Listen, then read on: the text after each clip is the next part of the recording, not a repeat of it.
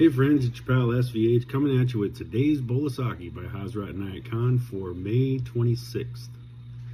So long as a person has a longing to obtain any particular object, he cannot go further than that object. And to kind of set this up a little bit, Murshid goes on to say, as a man's ideal is, so is his state of evolution.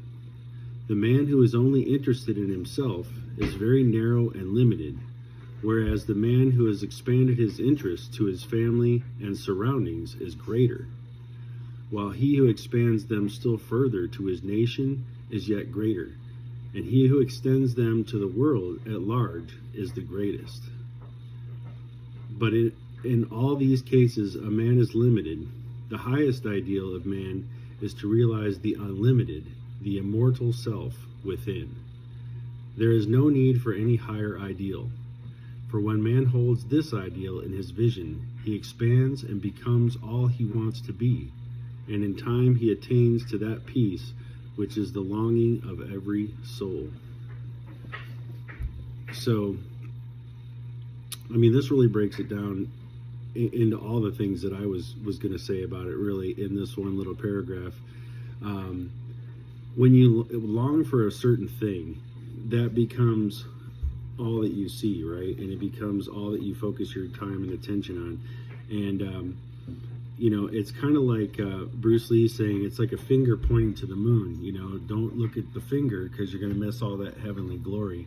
And a lot of times that's what happens. We get kind of hung up on that one goal that's right there at our fingertip, and we forget about all the other possibilities in the world that are out there. And we see things in a short-sighted way. We only see it from that one perspective that we grew up with, or that one ideal that's been taught to us, or kind of how we've been dealt, lessons on history and historical facts and fact-checking and all that good stuff. So I think this is a really important lesson to go beyond an object. And I never really disagree with any of these sayings from Murshid. Every bowl of Saki, I can always find some real truth in it, and never really contest it in any way. But I guess this is one that my thought was, when I initially read it, without reading any of the commentary, when you long to attain a particular object, it takes you away from the bigger picture, and I totally get that. But what if that object that you're focusing on is kind of that you raising your frequency to that level of your envisioning and picturing what it is that you want, right? Because I do think there is something very powerful in focusing your mind and your thoughts on what you want, and really keeping a clear mind on what your vision and your goal is, and what things you want to achieve or attain in life.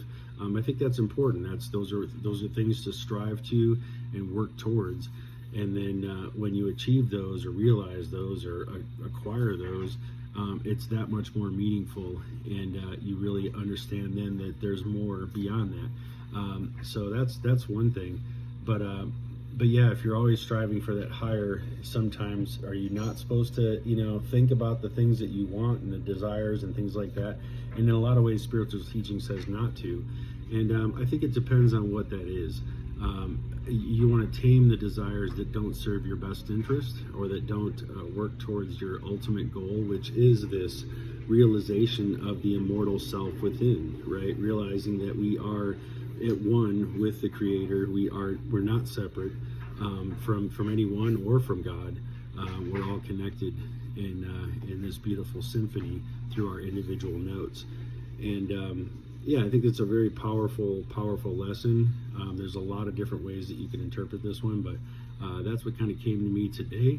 And I think that, yeah, it's a good lesson, and hope it spoke to you today. So that's your bowl of Saki for today, and I'll be back with another one tomorrow. Take care.